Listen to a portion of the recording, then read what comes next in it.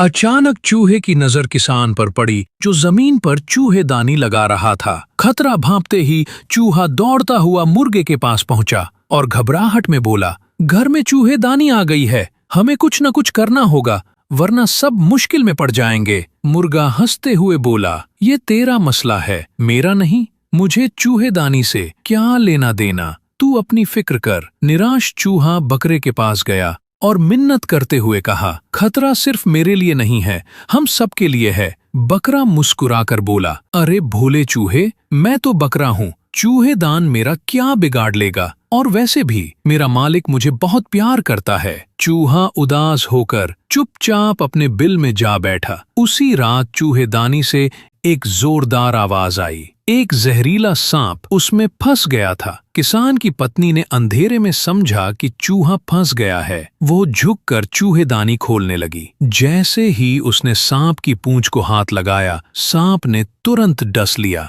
जब किसान की पत्नी की हालत बिगड़ने लगी तो वो एक हकीम को बुला लाया। हकीम ने जांच करने के बाद कहा, अगर इसे मुर्गे का सूप पिलाया जाए तो बहुत फायदा होगा। किसान ने बिना देर किए मुर्गा ज़बाह कर दिया, लेकिन पत्नी की हालत में कोई खास सुधार नहीं हुआ। कुछ दिन बाद हकीम फिर आया और बोला, अगर बकरे की चर्बी जख्म पर लगाई जाए तो जहर का असर कम हो सकता है। किसान ने बिना सोचे बकरा भी काट दिया, लेकिन फिर भी उसकी बीवी की जान नहीं बच पाई और कुछ दिन बाद उसका देहांत हो गया। जब घर सूना हो गया तो चूहा भी चुपचाप अपना ठिकाना छोड़कर कहीं और चला।